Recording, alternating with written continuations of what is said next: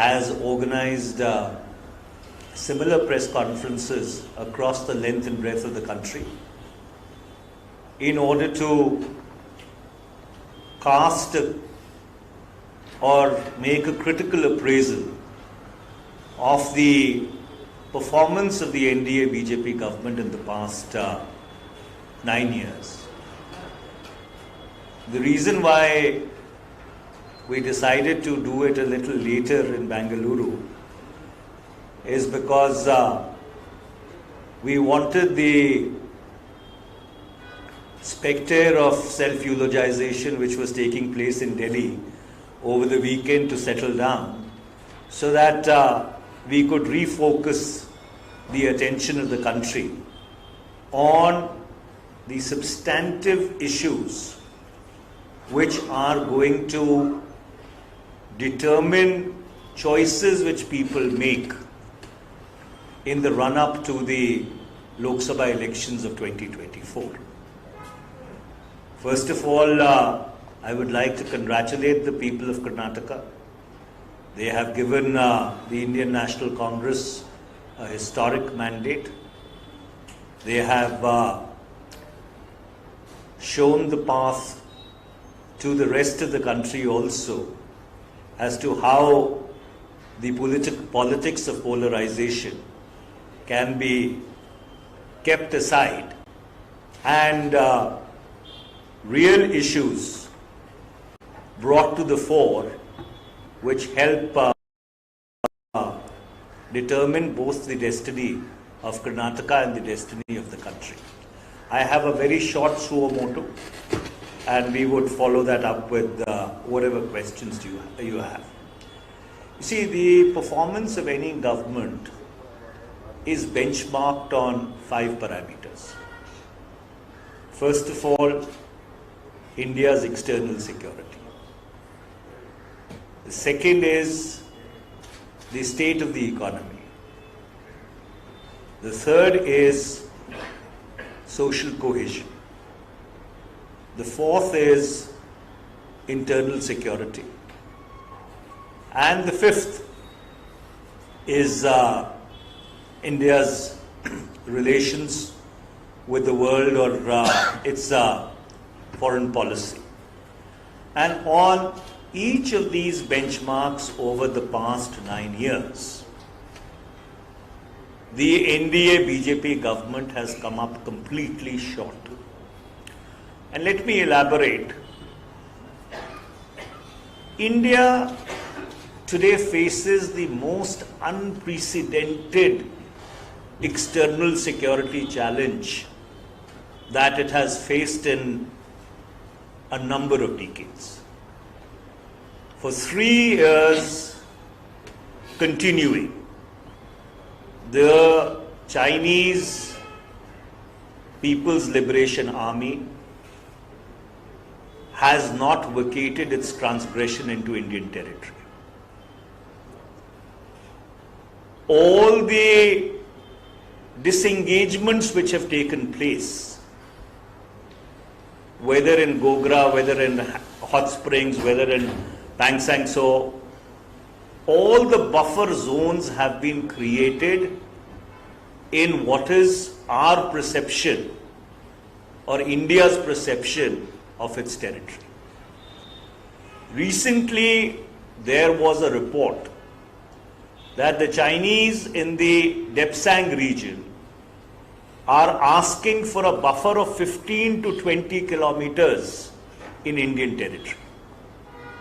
Now, the Depsang Valley is perhaps strategically one of India's most important positions, because this 1,000 kilometers plateau separates China from Pakistan. Unfortunately, rather than being upfront with the country about the Chinese transgression, the NDA BJP government has not allowed a single discussion in Parliament since September 2020.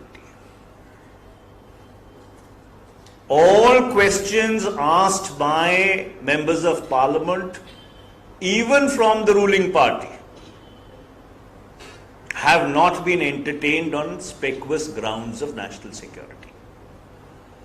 We would, through the medium of this press conference, demand that the NDA BJP government immediately publishes a white paper on what is the situation along the line of actual control with China, how many buffer zones have been created, how many are those buffer zones in Indian territory as is being publicly stated, and how much of territory have been lost because a very senior police officer posted in Ladakh wrote an official paper for the Conference of the Director Generals of Police, and in that paper that officer stated that India has lost access to 26 out of the 65 patrolling points along the line of actual control. This translates into about 2,000 square kilometers of territory.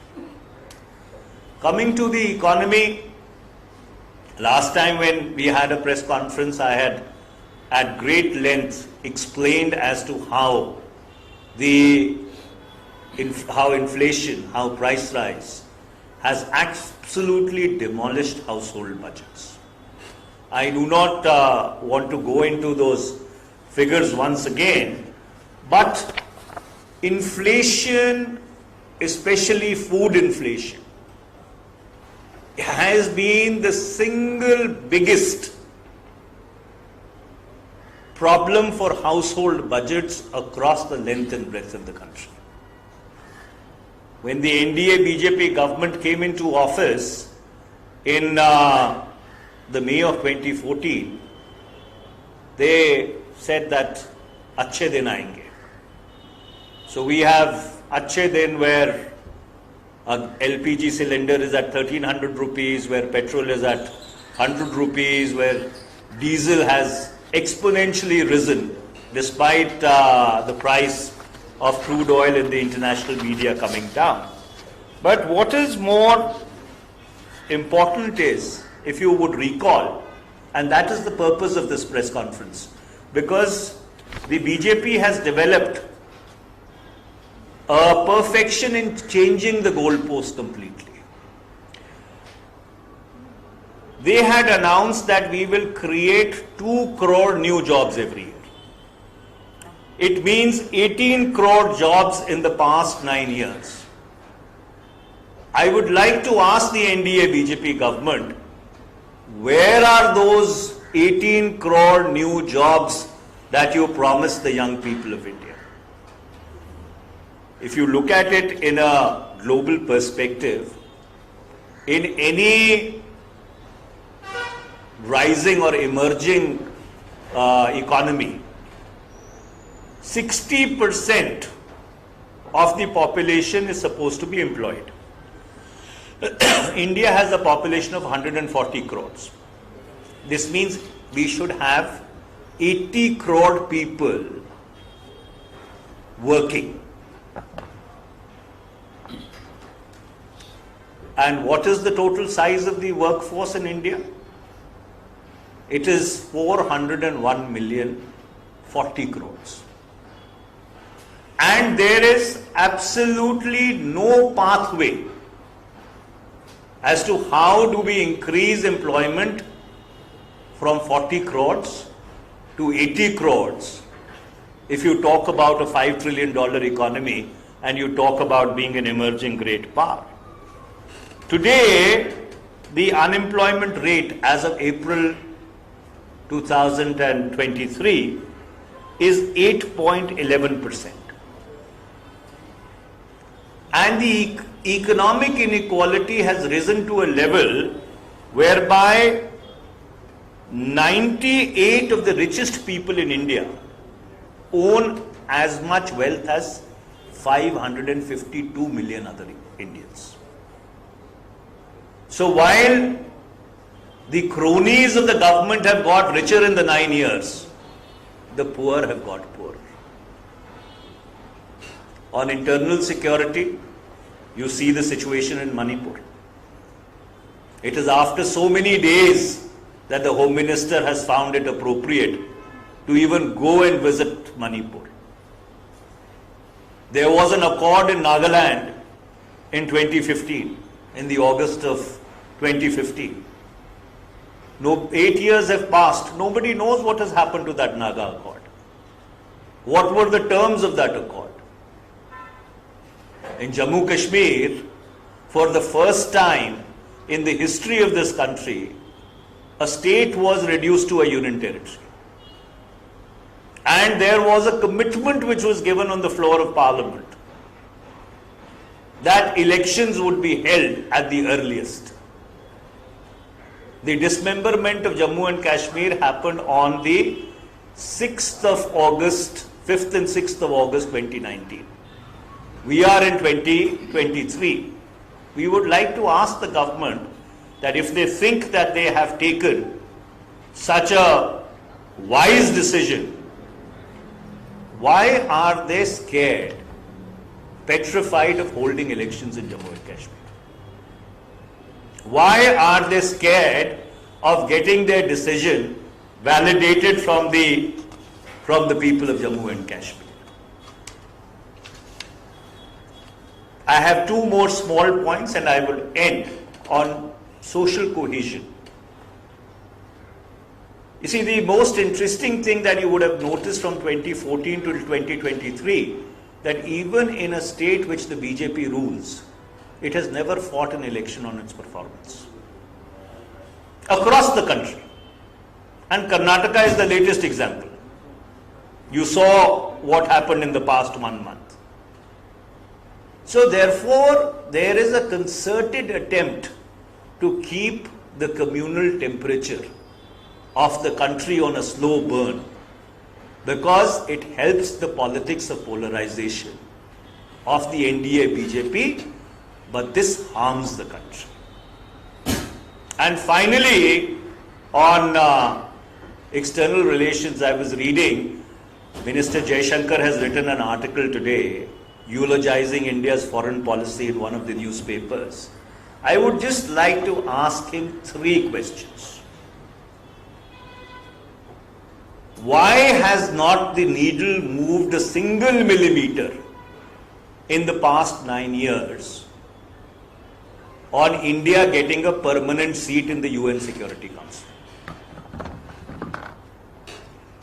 Why has India not got the membership of the Nuclear Suppliers Group? Why is it that no SAARC summit has been held since 2015? What is the government doing to counter rising Chinese influence in India's neighborhood? So, and does India have a counter strategy to the growing Russian-Chinese convergence?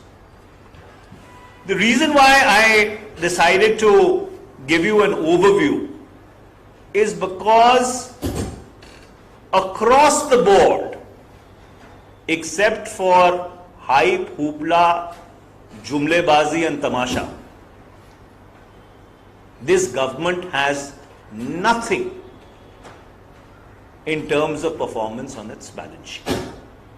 And therefore, Karnataka has chosen wisely, but through you, from this podium in Bengaluru, I would like to urge the people of India to choose very wisely in 2024, because your choice will determine whether India remains a democracy or it goes down a path which will not be in India's interests. The floor is all yours. Any questions, I am willing to answer them.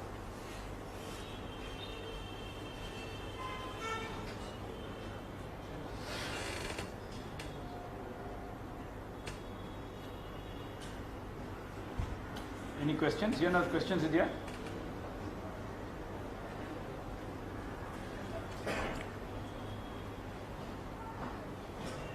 So wonderful. If there are no questions, yeah. A lot of queries now being raised on Congress guarantees. It's been more than 15 days now, and now we have people who are refusing to pay bills, women are refusing to buy bus tickets.